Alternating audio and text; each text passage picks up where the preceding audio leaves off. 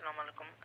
PST ऐं GST लाइ जीअं त सैम्पल पेपर कढियो वियो आहे, तव्हांखे सभिनी खे ख़बर हूंदी जेको सैम्पल पेपर कढियो वियो आहे उहो मुंहिंजे साम्हूं आहे।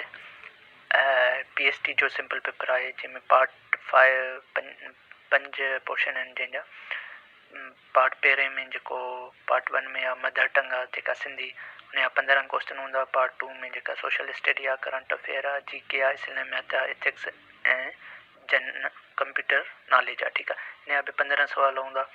पार्ट 3 में जेके इंग्लिश आहे 20 सुवाल हूंदा। पार्ट 4 में मैथमेटिक आहे, मैथमेटिक जा बि 25 सुवाल हूंदा।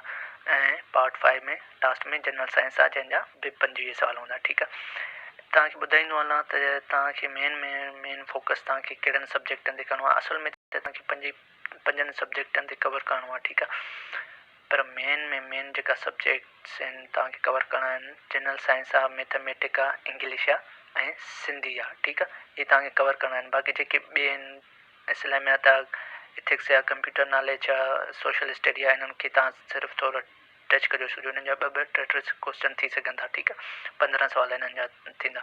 ऐं हिकु त IBS अखर वारनि जी इहा पॉलिसी आहे त तव्हांखे हर सब्जेक्ट में 45% लाज़मी खणणो आहे। ठीकु आहे, जेकॾहिं 45% तव्हांजा न खणंदो त तव्हांखे शायदि फेल कंसीडर कयो वञे।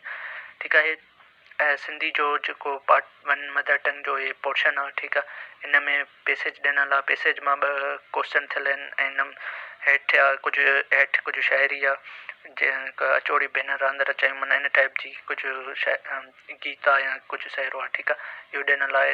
इन मां बि तव्हांखे 3 खां 4 क्वेश्चन थियल आहिनि। ठीकु आहे, तव्हांखे इहे कवर करणा आहिनि। ठीकु आहे, तव्हांखे सिंधी में कुझु इन टाइप जा सुवाल अची सघनि था। हाणे मां तव्हांखे इन वीडियो में इहो ॿुधाइण वारो आहियां त जेको मां सिंधी जी आउटलाइन ठाही आहे, हिननि सिंधी जी न बल्कि सभिनि जी आउटलाइन ठाही आहे मां पंहिंजे मुताबिक़, जेका मां तव्हां सां शेयर करण वारो आहियां।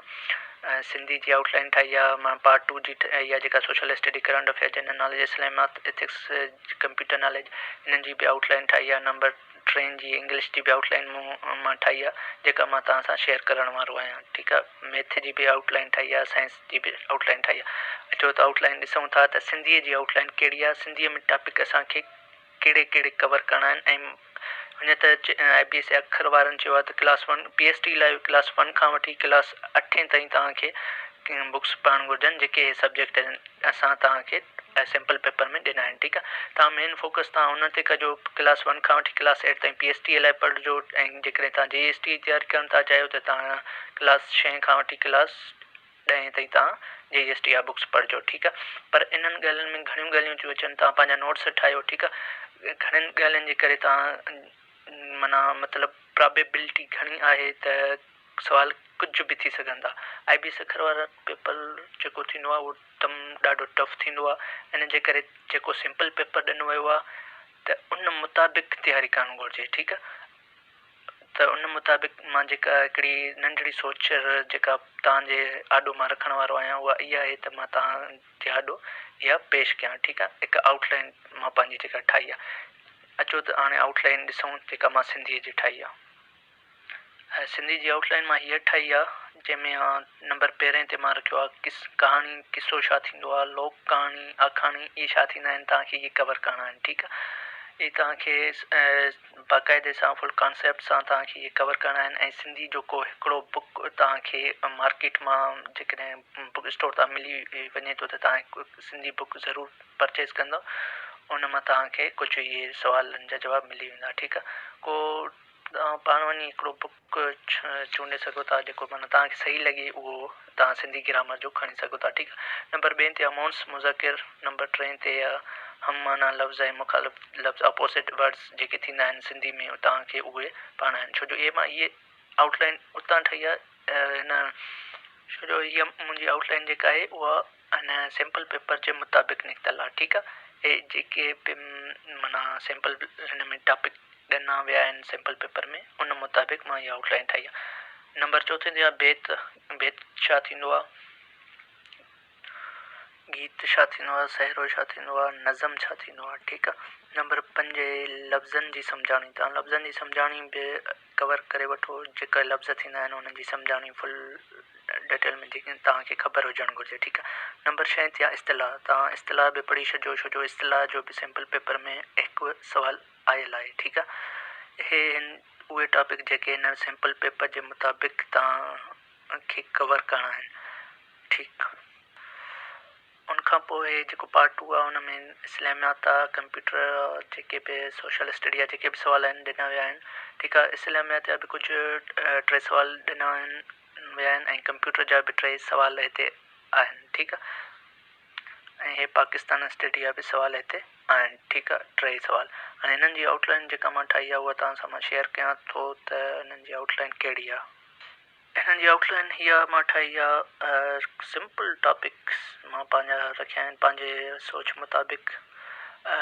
नंबर पहिरें ते इस्लामियात आहे। तव्हां इस्लामियात सुठी कवर करे वठो, जेके क्लास पहिरीं खां वठी क्लास 8 ताईं तव्हां इस्लामियात जा बुक्स आहिनि उहे पढ़ो, ठीकु आहे। ऐं मेन ख़ासि करे तव्हां उन्हनि जा नोट्स ठाहियो, नोट्स ठाहींदो त तव्हांखे आसानी थींदी पढ़ण लाइ, ठीकु आहे। ऐं नंबर 2 ते आहे सिंध जी जेका 712 वारी आज़ादी आहे, जेको मोहम्मद बिन क़ासिम सिंध ते हमिलो कयो, सिंध फतेह कई, जेको अरबन जो दौर हो, उनखे बि तव्हां थोरो टच करे वठो, छो जो उन्हनि जो बि हिकु ॿ सुवाल इन सिंपल पेपर में आयल आहे। नंबर 3 तव्हांखे कंप्यूटर जा कुझु क्वेश्चन मिलंदा, जंहिंमें सिंपल पेपर में त 3 ॾिना विया आहिनि, मथां कुझु हुजनि उते 3 4 5 खां कंप्यूटर जा बि क्वेश्चन थी सघनि था। तव्हां कंप्यूटर जा बि के CIT जा नोट्स अर्थ करे तव्हां उहे पढ़ो, ऐं जेकॾहिं CIT जा नोट्स तव्हांखे नथा मिलनि त तव्हां ऑनलाइन बि कंप्यूटर जा जेके MCQs आहिनि सॉल्व करे सघो था। पाक MCQs जी वेबसाइट आहे, ठीकु आहे। तव्हांखे उते खोड़ सारा MCQs बेसिक खां वठी बेसिक कंप्यूटर जा MCQs मिली वेंदा। नंबर 4 आहे पाकिस्तान स्टडी। पाकिस्तान स्टडी बि तव्हां कवर कयो, जेके पहिरीं क्लास खां वठी 8वीं क्लास ताईं जेके बुक्स आहिनि तव्हां उहे पढ़ो, उन्हनि जा हल्का हल्का नोट्स ठाहियो, ठीकु आहे, नोट्स ठाहे पढ़ो। नंबर 5 ते मुग़ल दौर। इन मुग़ल दौर जो बि कुझु सुवाल आयल आहिनि जेके तव्हांखे ज़रूरु लाज़मी पढ़ना आहिनि। तव्हां इंटरनेट तां या किथां बि, या तव्हांखे समाजी अभ्यास या जेके बि पाकिस्तान स्टडी जा बुक्स आहिनि तव्हांखे उन मां हे मुग़ल दौर वारो जेको टॉपिक आहे उहो तव्हांखे मिली वेंदो, ठीकु आहे। ठीकु आहे। हे इंग्लिश जो जेको पोर्शन आहे पार्ट 3 में आहे। हिन में बि पैसेज ॾिनल आहे। पैसेज मां 2 क्वेश्चन थियल आहिनि, ऐं पर एंटानम जा कुझु एंटानम जा 2 क्वेश्चन आहिनि, सेनानम जा बि 2 क्वेश्चन, ऐं यूज़ ऑफ प्रीपोजिशन्स आहे जेका उन्हनि जा बि 2 क्वेश्चन हिते ॾिना विया आहिनि, ठीकु आहे। तव्हांखे इंग्लिश खे बि डीपली एतिरो न वञिणो आहे, जेको मतिलबु क्लास 3 खां 4 खां वठी तव्हां शुरू कयो क्लास 8 ताईं PhD लाइ।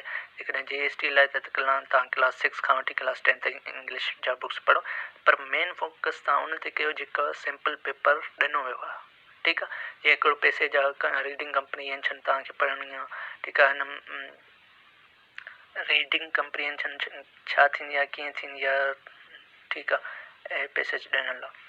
हाणे हिन जी जेका मां आउटलाइन ठाही आहे, अचो त तव्हांखे मां ॾेखारियां हिन जी आउटलाइन मां कहिड़ी ठाही आहे, ठीकु आहे। इंग्लिश जी आउटलाइन मां ॾाढी सिंपल ठाही आहे, जेका हिन में 3 पोर्शन में मां कैटेगराइज़ कयो आहे हिननि खे।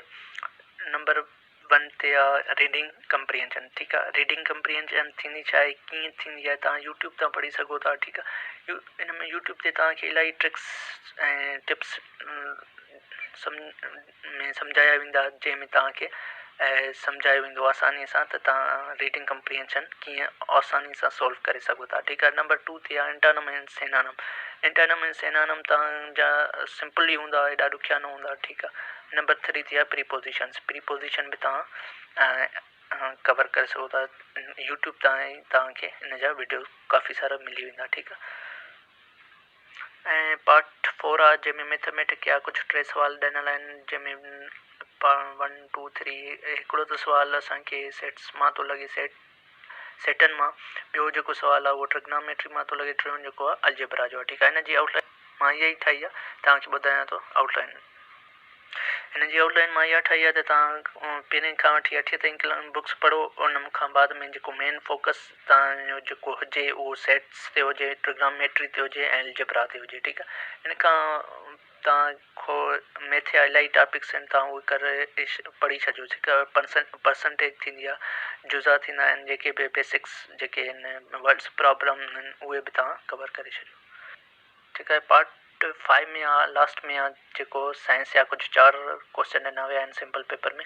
इन जी बि मां आउटलाइन ठाही आहे। पंहिंजे सिंपल पेपर